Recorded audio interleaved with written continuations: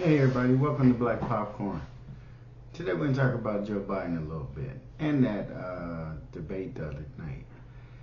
I don't think that that debate benefited or harmed black people. I didn't see anything in that debate that made me change my mind.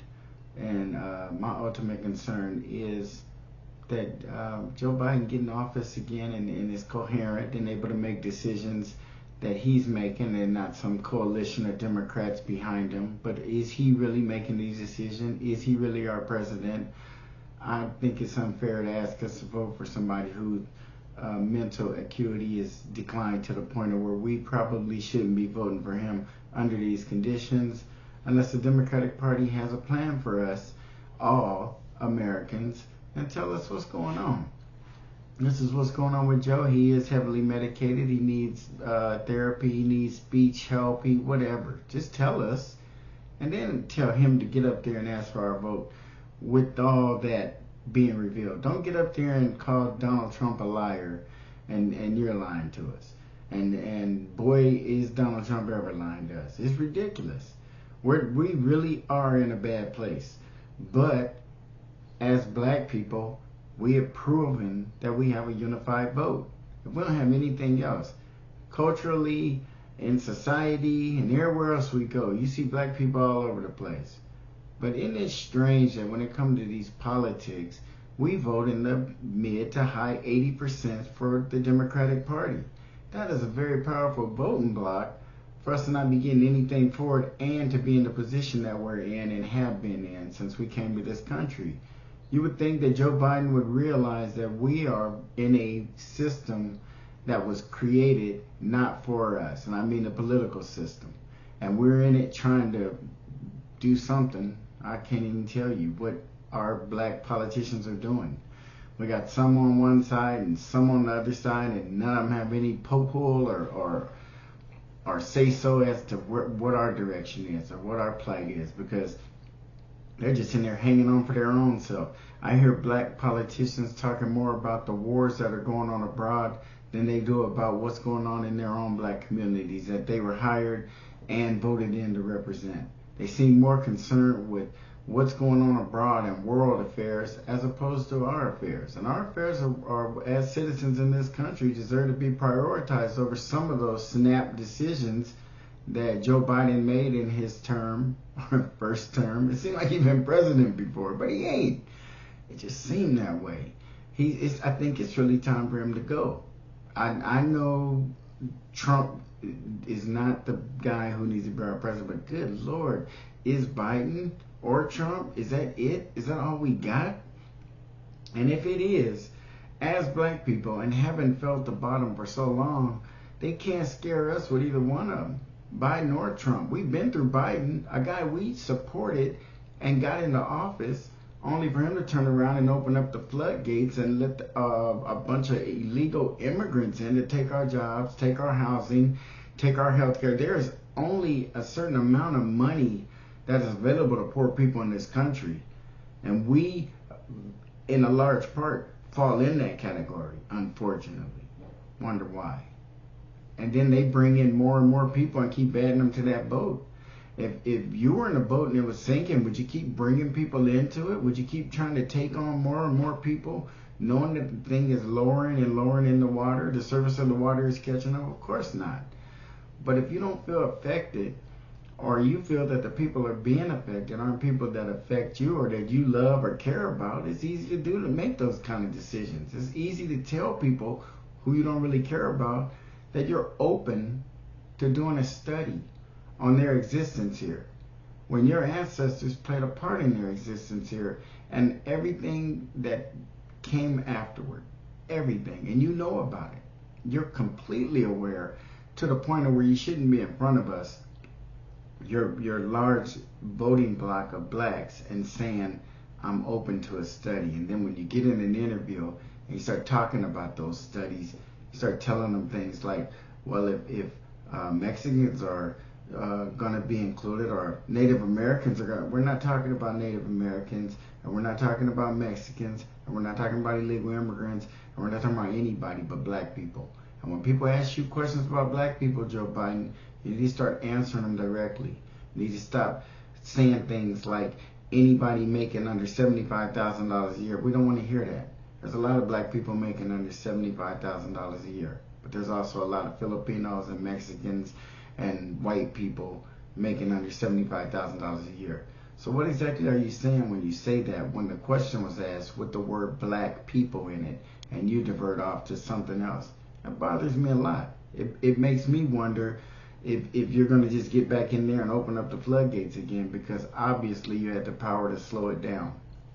I think by 40% or something, which is still significant, but it still means that there's a huge gaping hole of people coming into the country who will directly affect the entire country, because there will be resources spent on them. There will be money spent. And I just can't continue to walk by and see homeless black people when I know why they're homeless, and I know they weren't being prioritized in any way and by anybody, and they need to be. There's a difference between a homeless black man and a homeless white man. There's a difference between a homeless black man and a homeless immigrant. And this country needs to sit down and face the facts and tell the truth, and make sure we one day get to a point where there isn't a difference. But right now it is. And you'd be a fool as a black person to advocate for anything other than your race, because it's completely and slowly, right before your eyes, being wiped out. And if you don't believe that, just keep doing what you've been doing. But otherwise, try something different. Educate yourself. Ask the United States government for some things that don't cost money. That wouldn't be a bad request, to get some of the things going, to sit down and think it out and see if we could get some programs made available. Not shoved down anyone's throat, but programs with factual information about some of the history and some of the facts that we have in the Library of Congress that we know happened, told in a factual way, in documentaries. People like movies, in books. People like books, put it on the internet. But the government should make that kind of stuff openly and widely available, so that people of other races coming into the country, as well as some other inhabitants of the country, can be a little more informed, and they won't have some of the animosity and bad feelings toward black people because they look at us like a burden, or they look at us as just the underbelly of the whole country, and we're not.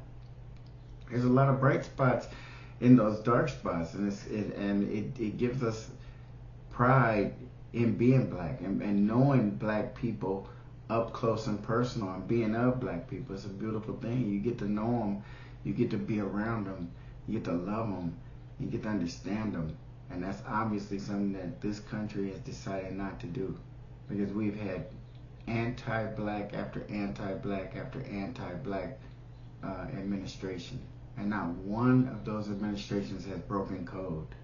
Not one. Not one of them has decided, I'm going to push hard for this black vote, and when I get it, I'm going to show them. Everybody gives us what they want us to have. No one asks us what we want and gives it to us.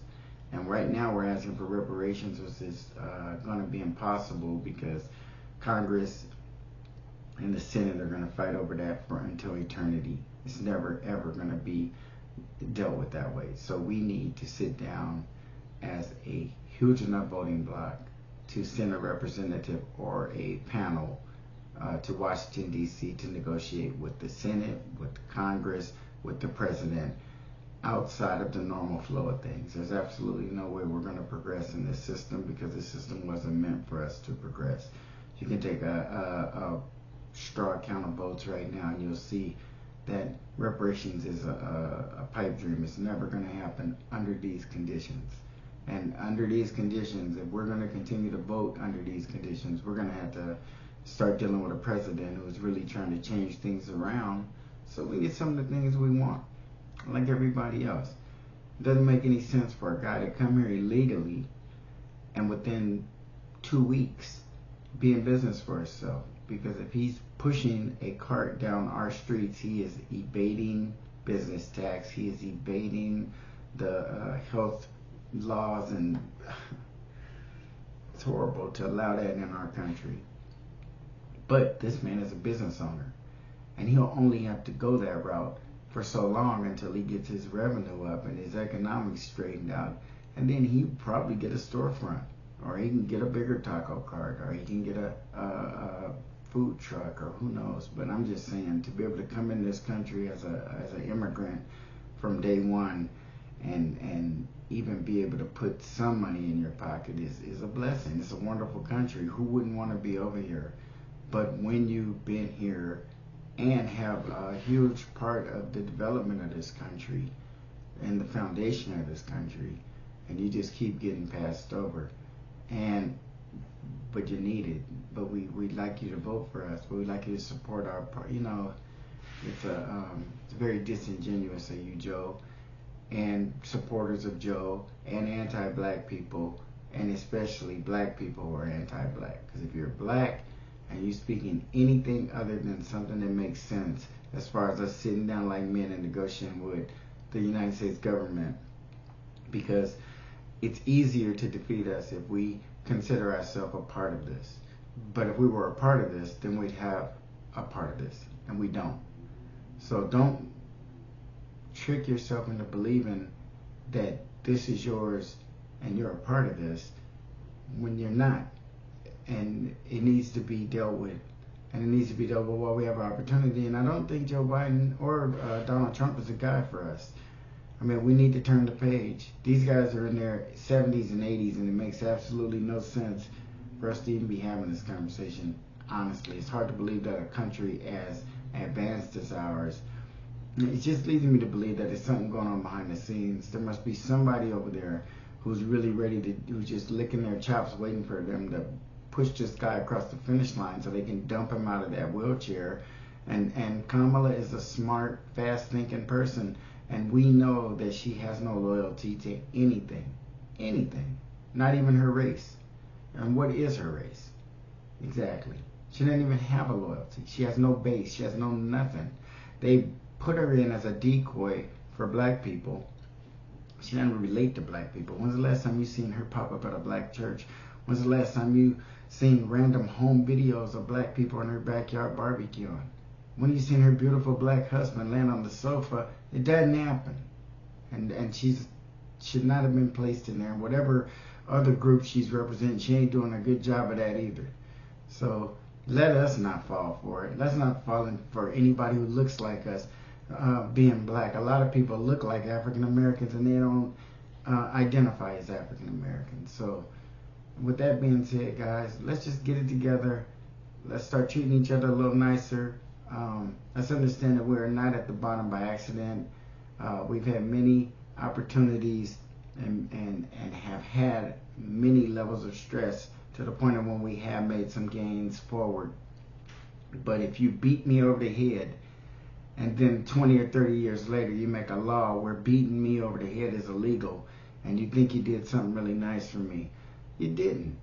You just did what was right and what probably never should have happened in the beginning. So don't count giving us voting rights and unless you want to count the fact that we were slaves and all of the time it took for us to get to voting rights and to get to housing rights and to get to all the other rights that now we're addressing. What went on all in between that? Was anyone willing to sit down and negotiate with the black people of the time, or were they not given that opportunity? And if they weren't, then it'd be impossible to think that reparations should have, could have, or would have been paid back then, and now it's too late, or whatever, you know. I don't think reparations is a word that we should be speaking on too much longer. We should be talking about black negotiations, and it need to be a lot put into it. And I know that the money has been kind of tied up in the country in various ways. But the understanding that the country has priorities in it, and we do have a country to run, and we are a part of this country, and we just need to be acknowledged, and we need to be given opportunity and open some doors and windows that won't be closed and won't be reneged on, and then leave us alone and let us do our thing. Kind of seems like how everybody else is doing it, but there's so much attention paid to us, and as a black man, I feel it. It's a weight that we constantly walk around with, and we'd like to be relieved of it for a moment and be have that same temperature in the room that everybody else has, and in our vote. Maybe we'll start voting in different blocks like Hispanics do or whatever, but maybe we won't. I like our strong voting block. I just wish that we would organize it a little better so we have something at the top that we consistently have a negotiation that doesn't stop. Our plight, our condition continues, so will our negotiation until the end of time, because it's never going to stop. We left it unchecked and it didn't correct itself, but it's some pretty good players out there, some pretty good folks who can talk the talk, walk the walk, play musical instruments, cook different types of food, keep seasonings in their purse. People do all kinds of stuff to nuzzle up to us, but it's a shame that they never do anything to help us. If you do all kind of stuff, do anything. Joe Biden, in that, you could have just shut it down. You could have been like, look, I'm a little foggy. I ain't what I used to be, but I want to tell you guys out there right now, all my constituents, all my support. And boom, boom, boom, read off what you're going to do for black people. Don't tell us what you're going to do for illegal immigrants. You already did it. Don't tell us what you're going to do for Ukraine. You've done it. Or anybody else that you've done something for, don't double down. Don't brag about it. Don't tout it. You should right now be apologizing to them. We should not be voting for you at all because you did nothing for us. So what will we be voting for you now? For what you didn't do in the... I don't get it. It shouldn't be happening. This is a conversation we shouldn't be having. And Donald Trump should not be over there licking his chops, because he would exploit us and make us look worse than we've ever looked with the Democratic Party. It would look like this dude is playing a magical flute. So all we can do now for self-respect is not rely on either one of them.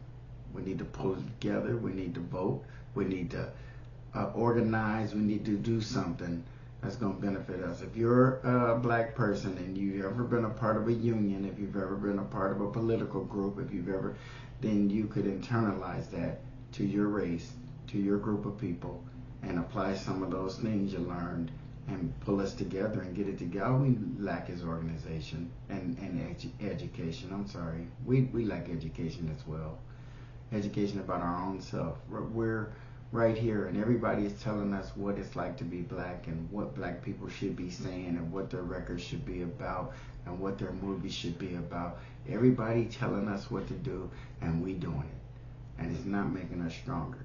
So let's start doing what we want to do. They're going to follow us anyway, no matter what we do. What we like is what they really like. They just like to see us doing it. They ask us to do stuff that we really ain't with. But when we do it, it do look good. But it's not us. Let's do our thing, y'all, right now. And our thing is to get together and black women and black men unite. Marry whoever you want. Marry who you love. But when it comes down to it, black men and black women, look out for each other. Don't be out there getting on the wrong team against your folks. It's kind of hard out there right now, and we need to be one constituency, which we are, but we need people to respect us and call us that, and quit talking to us in two different terms, like black women and black men are different, because they're not. They're the same. We're on the same page. We eat together. We sleep together. We like the same kind of stuff. We are culturally the same people, and you keep trying to divide our women from us by giving them things that we don't have access to. That ain't the way to do it. And black men, let's get our women back from the Democratic Party. If the Democratic Party get our vote, it'll be a negotiated vote. But our vote is up for negotiation, or else we should be on the couch. Black Popcorn. We'll talk to you guys on the next one.